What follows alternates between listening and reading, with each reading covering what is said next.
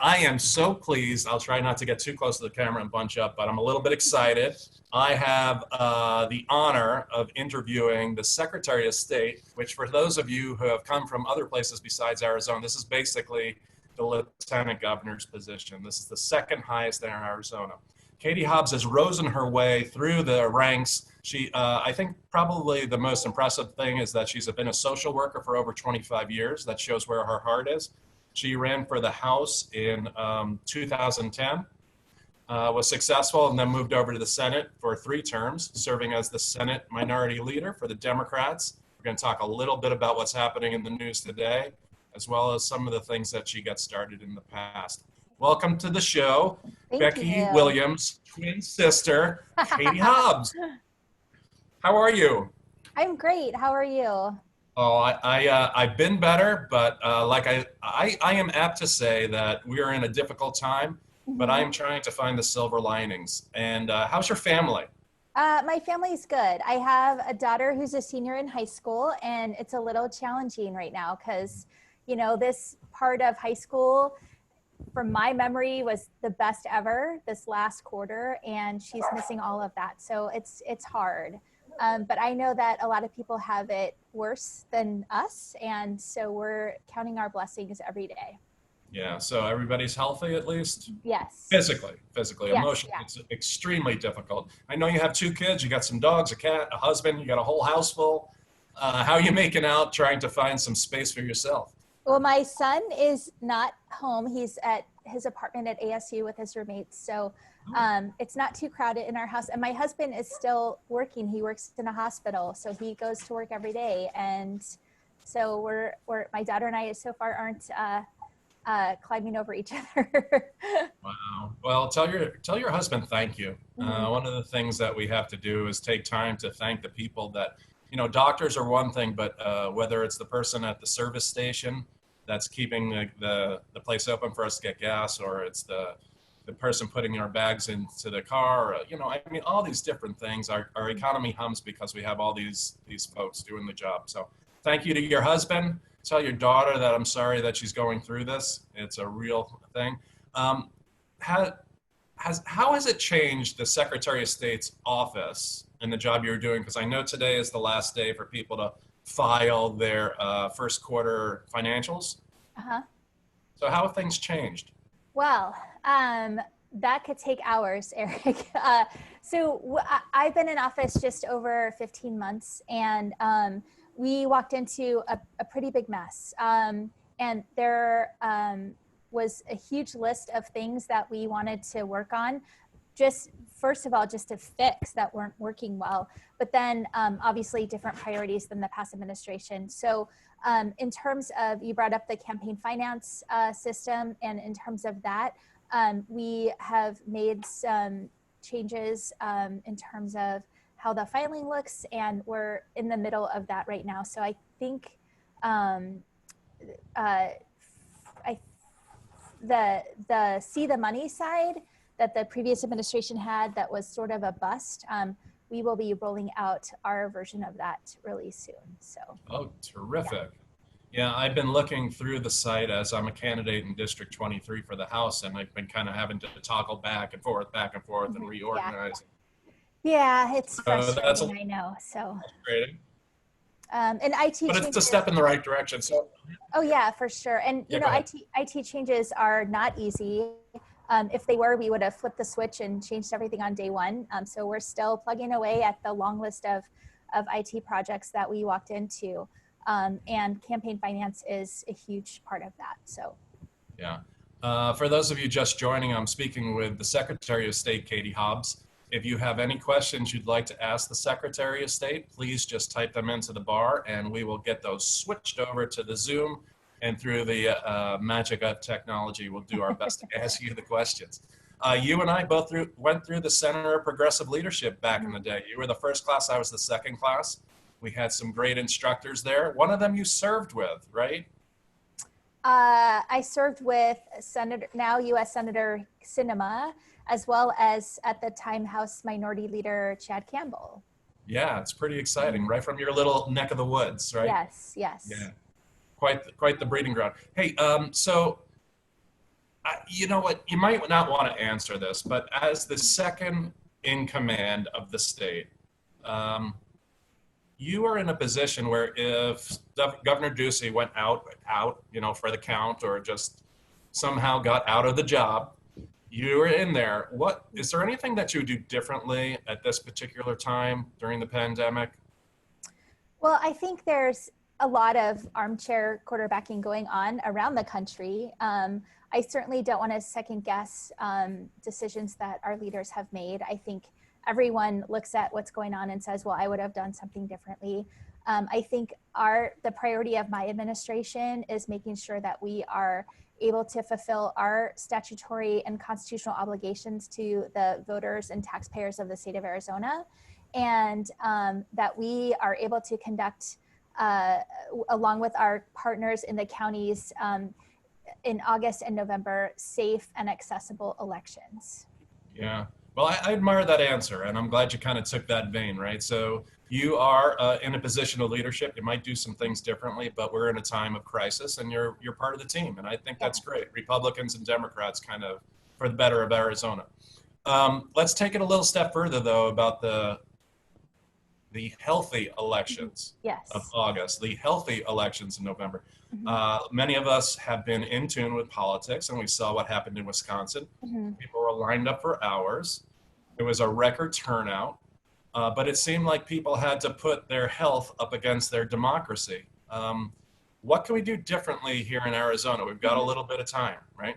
Yeah, well, and I think we definitely had a little bit of a preview of what things might be like as we were preparing and holding the presidential preference election here in Arizona on March 17th. At the time, information was rapidly evolving.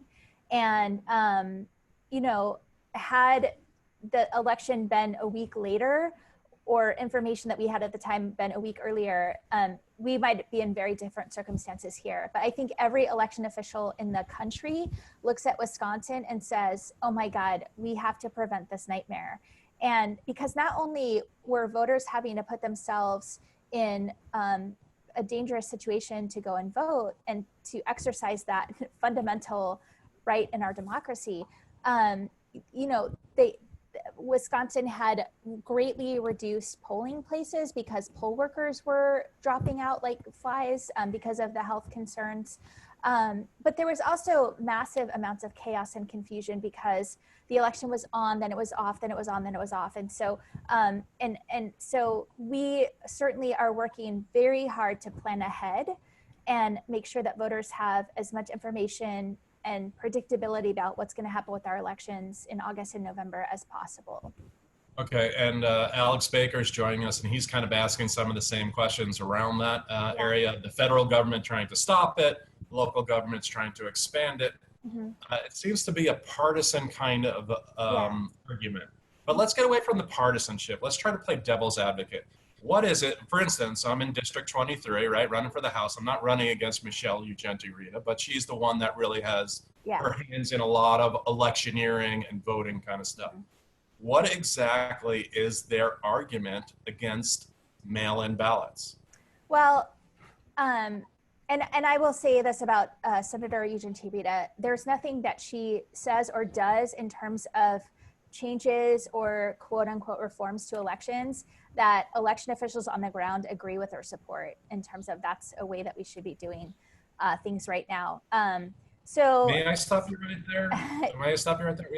We have 15 counties in the state. They are all run by separate people. Those are partisan positions, right?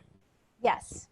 Those are partisan elected positions. Yes. Do you have a count of how many are Democrat and how many are Republican? Off the top of my head, no.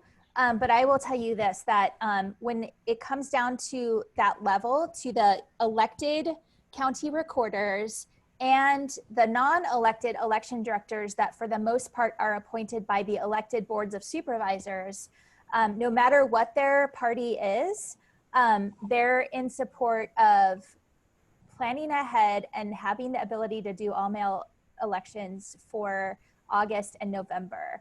Every single one of them. Well, every single. I don't want to put words in my mouth. I will say there's support in every county for this policy change. And I want to reiterate, it is not a policy change we are asking for the end of time. That is something that the county election officials have supported, but that's not what we're asking for right now. We are asking for the flexibility to do that in this current health crisis where we don't know where things are going to be in August or November. And I also want to clarify too that when we say all vote by mail, we are never taking all the in-person voting options off the table. You see that now in the jurisdictional elections that counties run all by mail. You have ballot replacement sites, you have ballot drop-off sites, you have some in-person voting options. And there are places in the state where those in-person voting options are sometimes the only option. Mail is difficult, to say the least, on the reservation.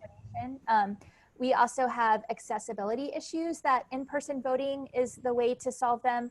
And language issues that in-person voting is how we address those. And so we're never taking in-person voting totally off the table. And I just want to clarify that for folks who might not know. Yeah, and you're basically just saying the ability to do something, not that it will happen. Right. And I think that's kind of the legislature's purview to be Yeah. able to say, if then, and Yes. especially in the uncertainty.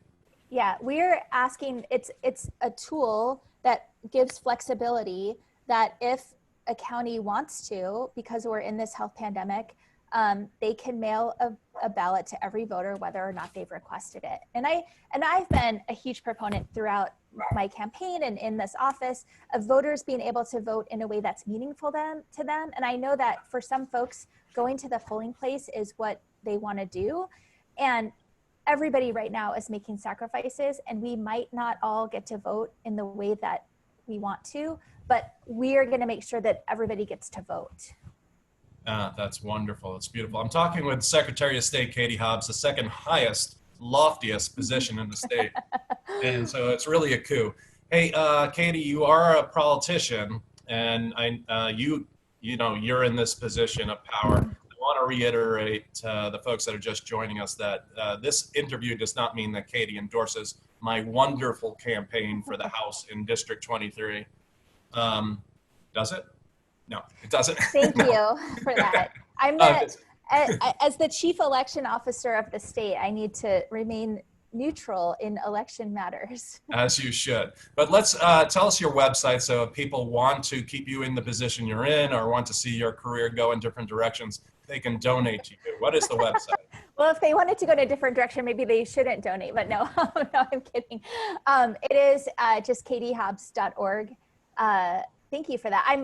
I'm not on the ballot this year, and I am still fundraising, but I've also taken a little bit of a break because I know that there are much more pressing needs right now.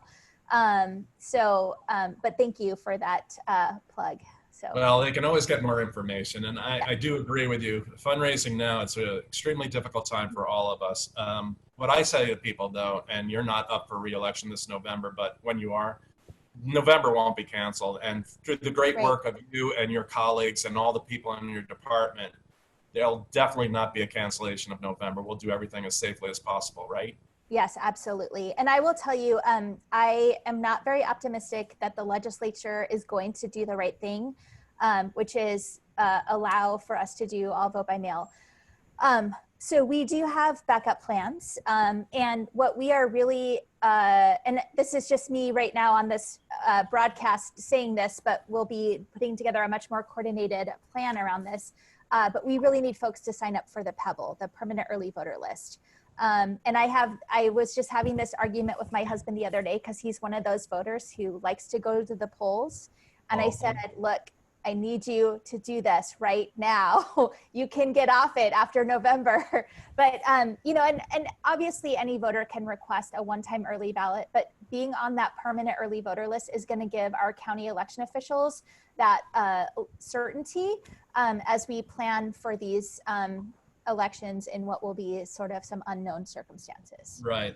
So for folks that are not familiar, the permanent early voter list is one of those things that the gal from District 23 who's in the Senate seat right now is trying to remove the P from, right? She doesn't like the permanent part.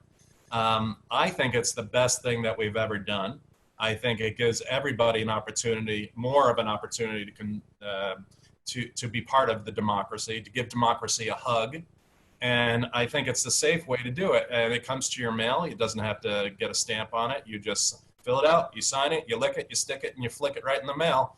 And people can sign up for that at servicearizona.com, right? Yes.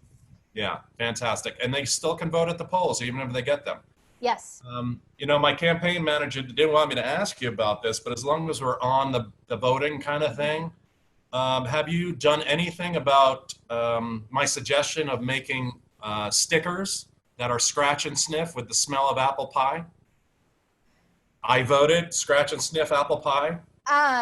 You know what? That is a great idea. And unfortunately, I'm not in a position to implement that because the stickers are done by the county. So you'll have to talk to your county reporters. We're going to get Adrian Fontes on this show. We're going to tell him to put stickers in the mail-in ballots, and we're going to get him to do the scratch and sniff. Apple pie. It's America, baby. Yes. Well, I know at some of the drop-off, I dropped my ballot off with my daughter. It was her first time voting in the PPE this year. And so we went to the drop box at the county election center, and they had a basket of stickers on top of the drop box. So we got stickers at like 10 o'clock at night. So I am telling you, man, people do it just for the sticker. Yes. Yeah. What they do for the sticker. Oh my gosh. Ask your twin what those kids do for stickers. Adults are even more. Hey, so let's get into, we're talking with Katie Hobbs. She's the Secretary of State in Arizona, a great lady, and ascending to the second highest position. You can get information of her and her candidacy for 4 years from now, wherever it is, 2 years from now, katiehobbs.org. But Katie, here's something that really chaps my hide. One of my planks, I get a lot of chafing because I'm a little bit larger than the average man. But here's something that really does get to me. We have had years and years of case law about signatures on initiatives, right? So we've always had the same set of rules. If you were a candidate, you can get a certain signature and you turn it in. If you were doing an initiative as a citizen, you get a certain signature, turn it in. Then all of a sudden, the people passed the increase to the minimum wage. And some of the people down at the legislature, their party starts with a G and ends with a P. I don't know what's in the middle, but they got really upset, and then they started changing the rules so that you have to have strict compliance on citizens' initiatives. Mm-hmm. Despite the fact that we've been through all this court case law, why is it that my opponent, Jay Lawrence, can get any old signature online or any old signature on his petition, but me wanting to outlaw dirty money, I have to do a handstand in front of the library at 110-degree heat? Because all of those initiatives are big money, out-of-state interests trying to come in and change our state. I'm kidding. Really? No, got me there, Hobbs. No, I mean, we've had initiative in our state's constitution since statehood. And in fact, at the time of statehood, it was controversial, and the feds were not going to approve our constitution, so we had to take that out. We had to take out recall of judges and referendum as well. And then we got statehood and we put them right back in. So, and then we passed women's suffrage as one of our first ballot measures right after statehood too. So we had it before the rest of the country. So we've always been ahead of the curve there. So yeah, no, it's the strict compliance and other means of making it harder to get initiatives on the ballot are exactly that. They're trying to make it harder to get initiatives on the ballot and directly attack that that right that we have as citizens of Arizona to petition our government. And it's, you know, you have seen a lot of initiatives that are things that people have tried to get through the legislature and the legislature hasn't supported. And now we have the voter protection law because Arizona passed medical marijuana twice and the legislature repealed it twice. And so then we passed the voter protection law so the legislature can't repeal things that are done at the ballot. But we've had this long time push and pull between our rights and as citizens and the legislature's ability to curtail those rights in whatever way that they can. Now they can't, if I think if they could get rid of initiative, they would, but it's in the Constitution, so the voters have to approve that. So we're lucky there. Yeah, it's amazing how sometimes the Constitution is something that should be held up as the holy grail, and other times it should be stepped on like a doormat. It Yeah. just it's amazing. The hypocrisy is stunning. Hey, so we have a question here from Julie. Julie Sanowski, she's running for school board. She's like, is there anything that's going to be done to streamline this process between the Maricopa County Superintendent of Public Instruction and the Secretary of State? They're kind of in limbo going back and forth. Right. So we have a system at the Secretary of State's office called Equal, and Equal was set up under the Bennett administration, actually, so that candidates could, if they're running clean, which is a system that's available for state and legislative candidates, they could collect their $5 contributions that way, but also you can get some of your initiative or some of your petition signatures. And at the time it was set up, it was only set up for state and legislative candidates, and now it's available for federal candidates. The legislature passed, I believe it was in 2016, under Reagan's administration, and this was her push to get this done, expanding Equal for local jurisdictions. So a couple things there. She was big on saying she got things done, but not really big on the implementation side. So it never actually got done, even though it was in statute. And so that was one of the things walking into the office that is on our list to fix. It's been a priority to fix that. And we obviously, we have it on our list to do, and we weren't nobody predicted we were going to be in this situation, right? However, there are going to be, so we're working on a fix right now, but I have to tell you, and I know a lot of people are going to be really, really disappointed to hear this, statute does not cover school board races. It covers city and county. And so if we're able to put a fix in place, the only folks it's going to help is those nonpartisan city council elections for this election. But I think that I've seen a lot of folks get really creative in how they're getting those signatures, mailing petitions to people's houses, dropping them off, going back and picking them up. I know it's really, really challenging, and we're, we're doing what we can to address it, but we're limited by what's in statute in terms of how we will be able to expand the existing system. Well, let me make a case for people electing the right people. Okay, we've been in this state under one party rule for so long. And the fact is that this legislative session is still in session. When you fix statute, it goes through the legislative process. It could be done. They're choosing not to do it. We have to elect different people. When you silence the voice of the people, you are strangling democracy and you're taking the lifeblood out of the United States. There's no way around it. Yeah. Hey, I got a question. Ooh, this Alex Baker is going nuts. He never tunes in for me. Alex Baker, have you commented on the recent news that a federal judge looks like he'll rule in favor of initiative campaigns trying to get equal access? So we are in the middle of that lawsuit. I don't want to comment on it. There was a hearing yesterday. I think that was just on the temporary restraining order, if I'm right. But I don't know that it looks like they'll rule in favor of the plaintiffs at all. But yeah. I am going to go out on a limb because I am not in office, and I'm going to say that there's no chance that they're going to allow the equal signatures for initiatives. I just don't think it's going to happen. I tend to agree. I think that even in the unprecedented circumstances that we're in, I think a lot of judges are really leery to create law. That's just kind of the sense I'm getting, not just here in Arizona, but across the country. So, which is why you saw, challenges in court to stop elections and the judges ruling in favor of moving the election forward.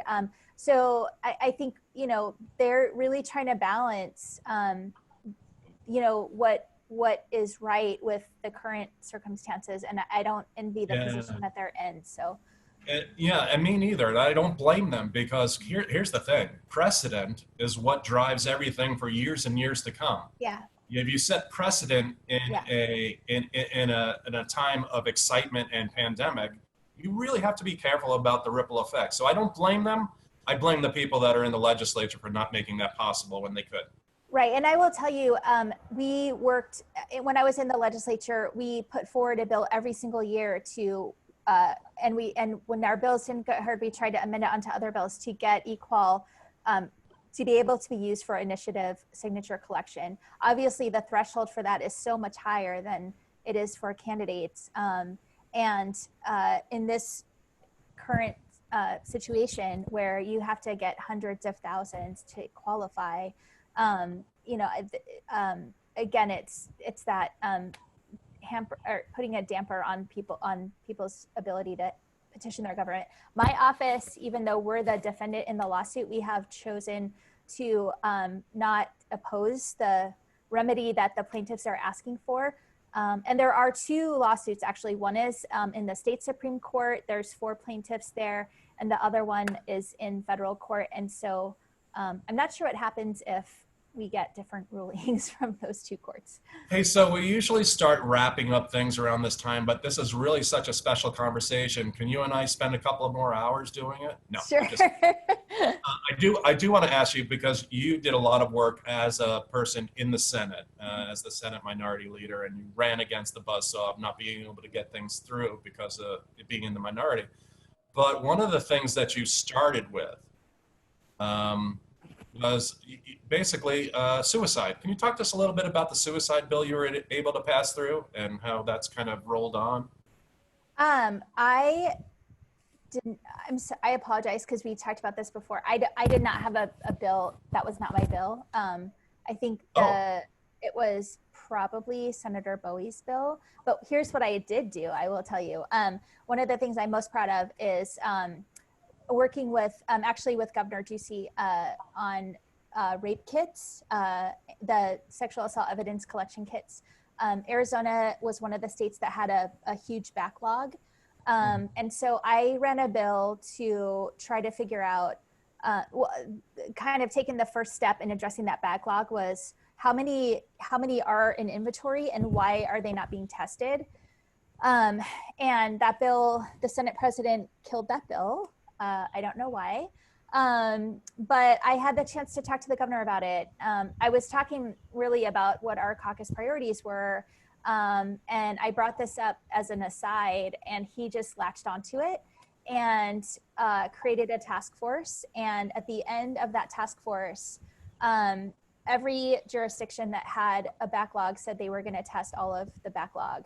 There was federal funding for that. And so, and not only test all the backlog, but moving forward, test every kit that was in evidence. And there have been actual cases solved because of that. We know that rape tends to be a serial crime, and even if things seem unconnected, you can connect the dots through DNA testing. And so, so I'm pretty proud of that. Yeah, good for you. And I'm proud that you're a social worker. Mm-hmm. And I'm sorry that I had the wrong bill there. Oh, but, it's okay. It's okay.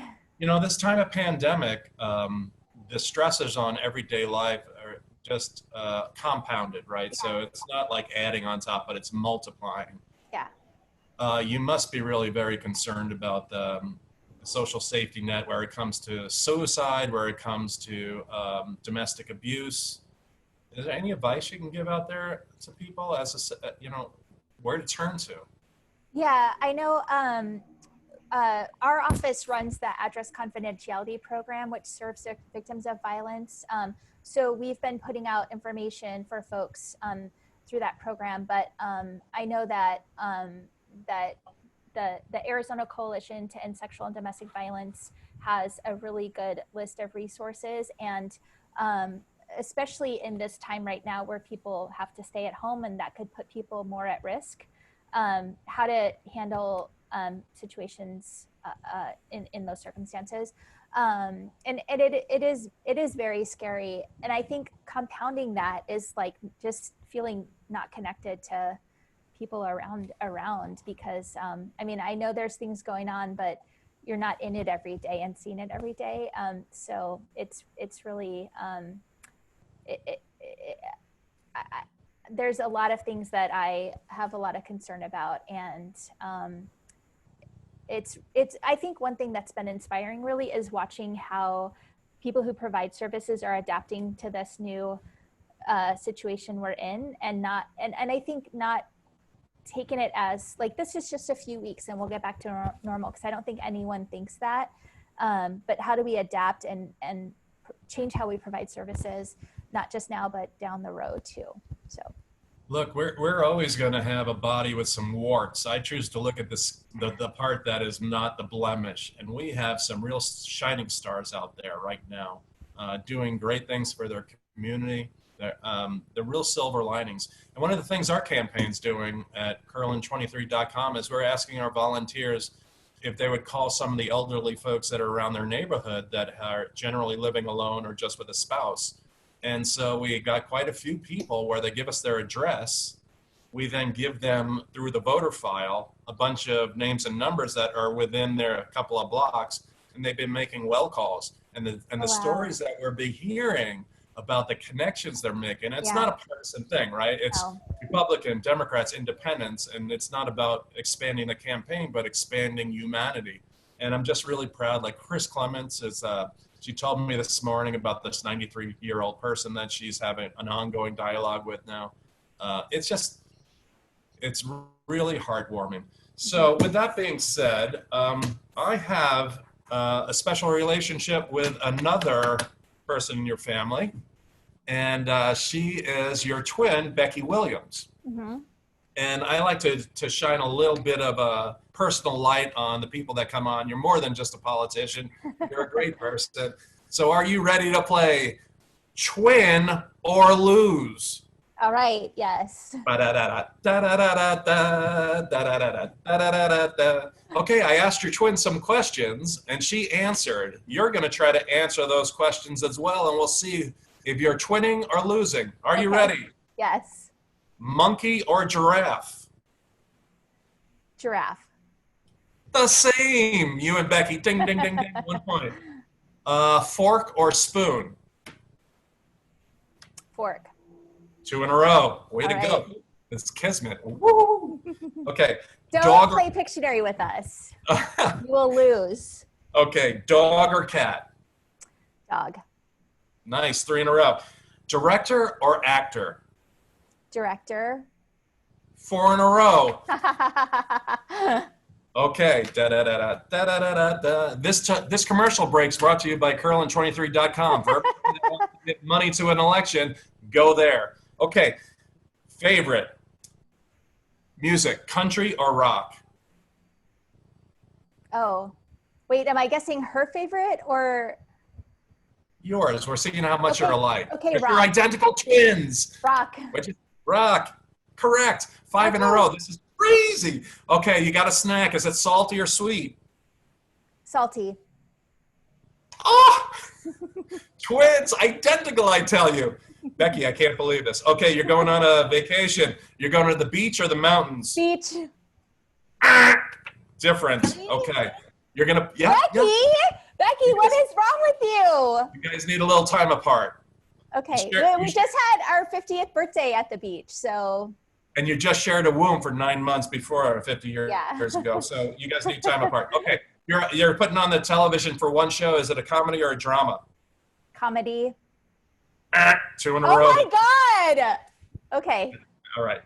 Simmer. Okay. Last one. No, 3 more. Favorite flower, rose or a daisy? Daisy. Good. You're right back on track. Okay. Ginger or Marianne? Ginger. I'm sorry. Okay. Okay, I got 5 out of 8 or something. You've only missed 3. All right, here's a couple more bonus questions. All right, bonus questions. First twin to cry. Who's the first twin to cry? Becky. You're right. Who's the first twin to laugh? Me. You are right. Best cook. Oh, Becky. She said Katie. Ah! How is that for love? Let's end on that note right there. Thank you so much for coming on. Secretary of State Katie Hobbs, all around great lady, 25 years in a social worker. I just can't thank you enough. It's been a great time. Thank you. And if you want to get some more information, katiehobbs.org.